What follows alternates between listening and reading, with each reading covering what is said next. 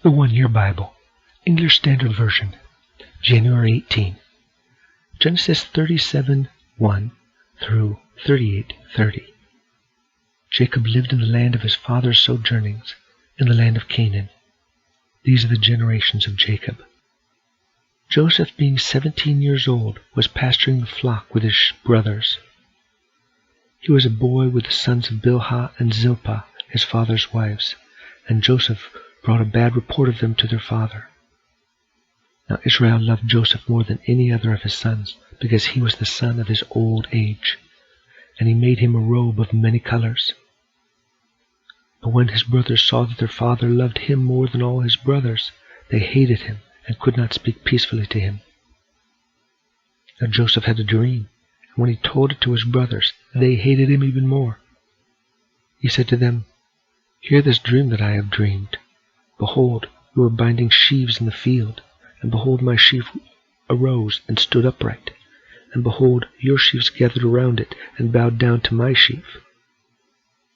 His brothers said to him, "Are you indeed to reign over us? Or are you indeed to rule over us?" So they hated him even more for his dreams and for his words.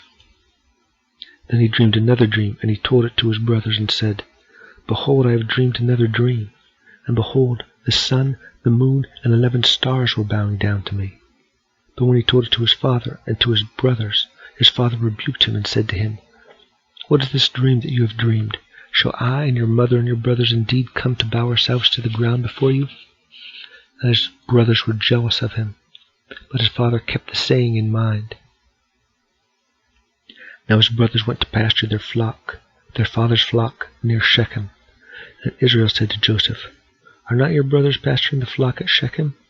Come, I will send you to them." And he said to him, "Here I am."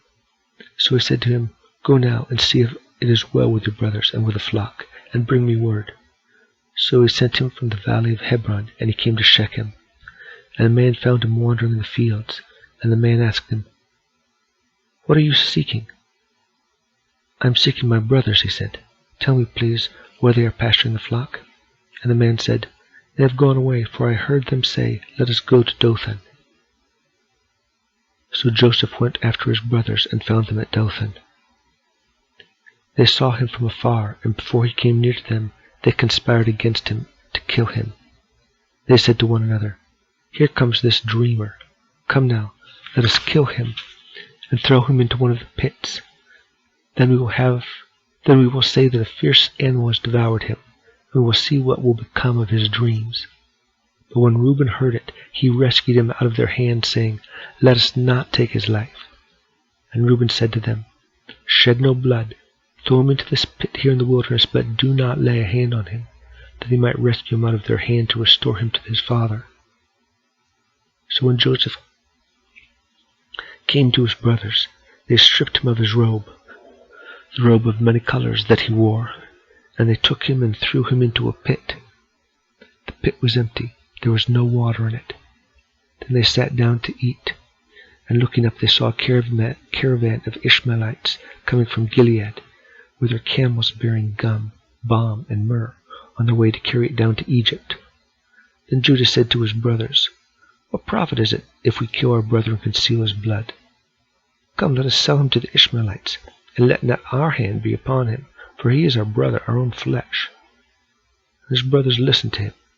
Midianite traders passed by, and they drew Joseph up and lifted him out of the pit, and sold him to the Ishmaelites for 20 shekels of silver. They took Joseph to Egypt.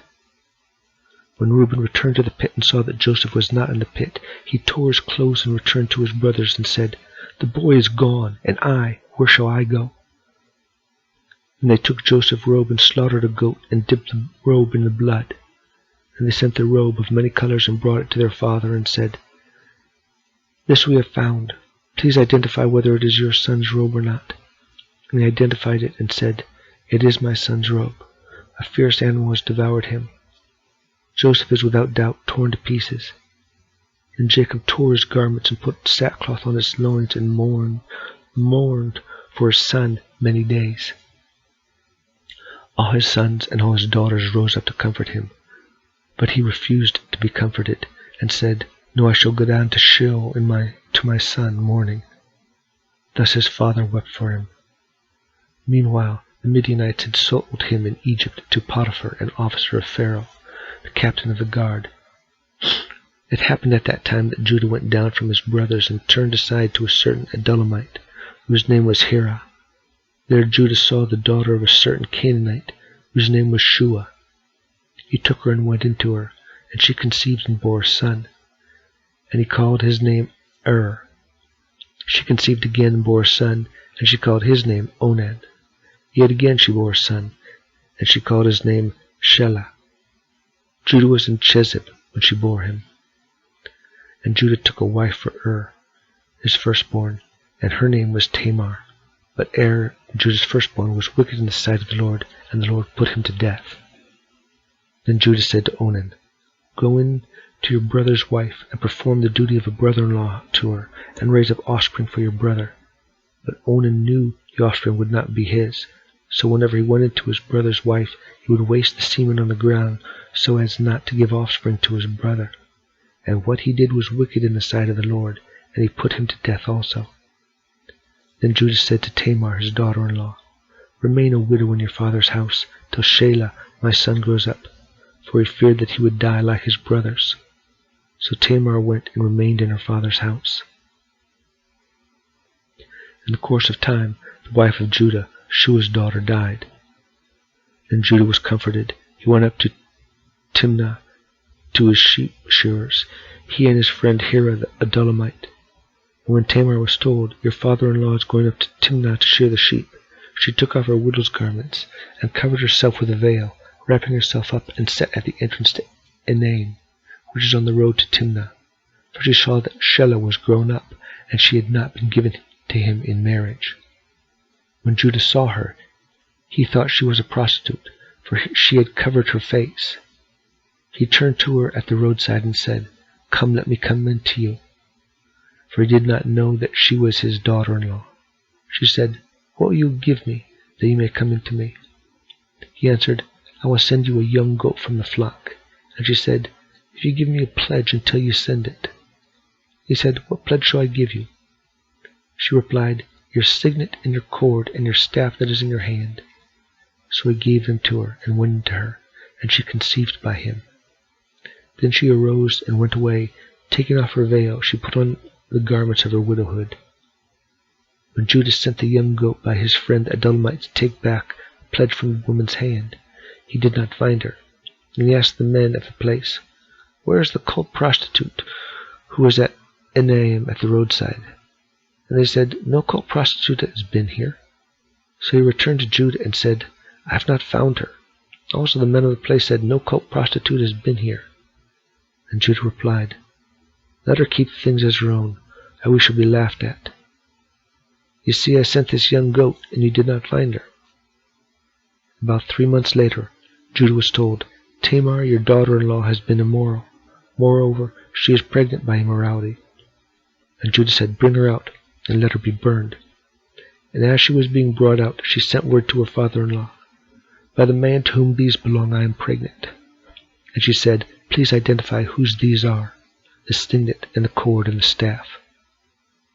Then Judah identified them and said, She is more righteous than I, since I did not give her to my son Shelah, and he did not know her again. When the time of her labor came, there were twins in her womb. And when she was in labor, one put out a hand, and the midwife took and tied a scarlet thread on his hand, saying, This one came out first. But as he drew back his hand, behold, his brother came out. And she said, What a breach you have made for yourself. Therefore his name was called Perez. And afterward his brother came out with a scarlet thread on his hand, and his name was called Zerah. Matthew 12:22-45. Then a demon-oppressed man who was blind and mute was brought to him, Jesus, and he healed him, so that the man spoke and saw. And all the people were amazed and said, Can this be the son of David? But when the Pharisees heard it, they said, It is only by Beelzebul, the prince of demons, that this man casts out demons. Knowing their thoughts, he said to them, Every kingdom divided against itself is laid waste, and no city or house divided against itself will stand. And if Satan casts out Satan, he is divided against himself. How then will his kingdom stand? And if I cast out demons by Beelzebul, by whom do your sons cast them out? Therefore they will be your judges. But if it is by the Spirit of God that I cast out demons, then the kingdom of God has come upon you. Or how can someone enter a strong man's house and plunder his goods unless he first binds the strong man? Then indeed he may plunder his house. Whoever is not with me is against me, and whoever does not gather with me scatters. Therefore I tell you, every sin and blasphemy will be forgiven people, but the blasphemy against the Spirit will not be forgiven. And whoever speaks a word against the Son of Man will be forgiven, but whoever speaks against the Holy Spirit will not be forgiven, either in this age or in the age to come. Either make the tree good and its fruit good, or make the tree bad and its fruit bad, for the tree is known by its fruit. You brood of vipers, how can you speak good when you are evil? For out of the abundance of the heart the mouth speaks. The good person out of his good treasure brings forth good, and the evil person out of his evil treasure brings forth evil. I tell you, on the day of judgment, people will give account for every careless word they speak. For by your words you will be justified, and by your words you will be condemned. Then some of the scribes and Pharisees answered him, saying, Teacher, we wish to see a sign from you.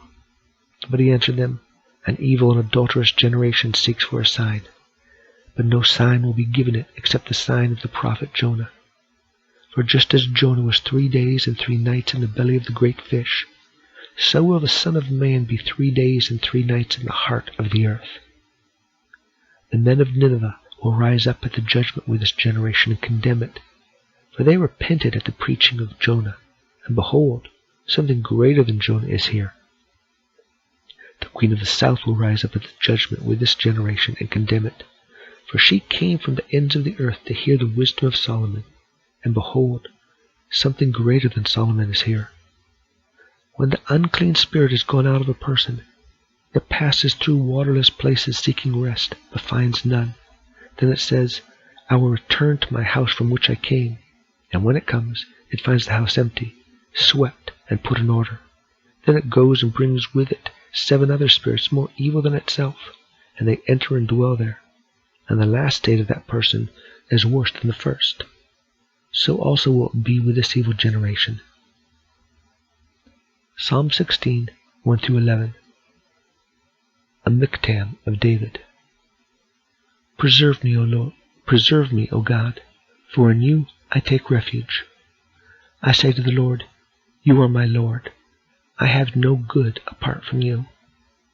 As for the saints in the land, they are the excellent ones, in whom is all my delight. The sorrow of those who run after another god shall multiply. They drink offerings of blood. I will not pour out or take their names on my lips. The Lord is my chosen portion and my cup. You hold my lot. The lions have fallen for me in pleasant places. Indeed, I have a beautiful inheritance.